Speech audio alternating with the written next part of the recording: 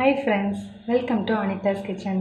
நம்ம இன்றைக்கி என்ன பார்க்க போகிறோம்னா சிவப்பரிசியில் இடியாப்பம் பார்க்க போகிறோம்.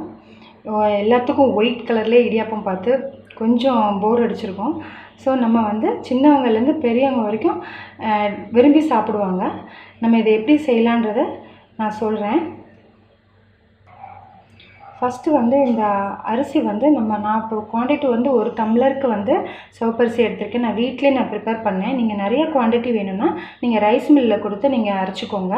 இப்போ நான் ஒரு டம்ளருக்கு நான் சொல்லிடுறேன். ஒரு டம்ளர் சிவப்பரிசி எடுத்துக்கிட்டிங்கன்னா அது ஒரு 1 ஹவர் ஊற வச்சுக்கோங்க. ஊற வச்சுட்டு அதை கொஞ்சம் நல்லா காய வச்சுட்டு அப்புறம் மிக்சியில் போட்டு அரைச்சிக்கோங்க. அரைச்சிட்டு அதை நல்லா வெறும் கடாயில் நல்லா வறுத்துக்கோங்க.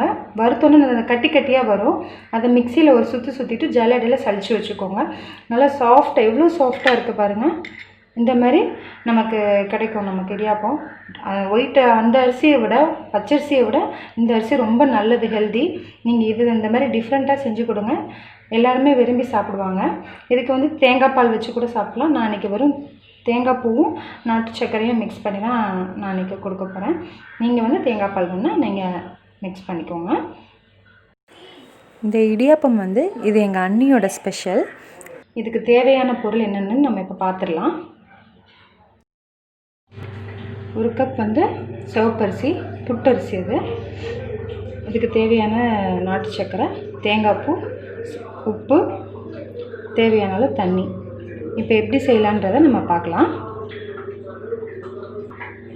ஃபஸ்ட்டு தண்ணியை நல்லா கொதிக்க வச்சுக்கலாம். மிக்சிங் பவுல் எடுத்துக்கலாம். புட்டரிசி போட்டுக்கிறேன்.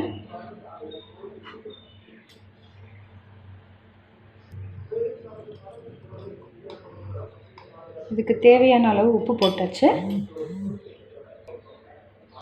தண்ணி சேர்த்துக்கலாம். கொஞ்சம் கொஞ்சமாக சேர்த்துக்கோங்க.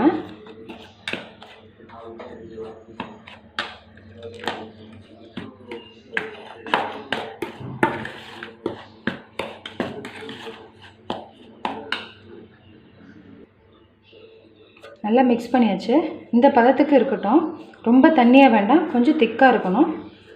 ரொம்பவும் திக்காக வேண்டாம், கரெக்டாக இந்த அளவுக்கு இருக்கணும். இடியாப்பம் அச்சில் வச்சுக்கலாம்.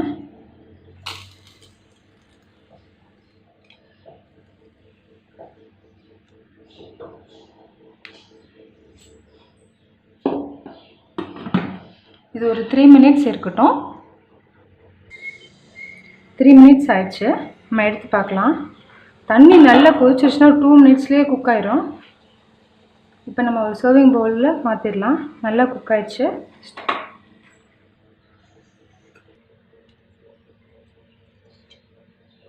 ரொம்ப சாஃப்டாக இருக்குது. இடியாப்பம் ரெடி புட்டரிசியில். நீங்களும் செஞ்சு பாருங்கள், ஃபீட்பேக் சொல்லுங்கள். தேங்க்யூ.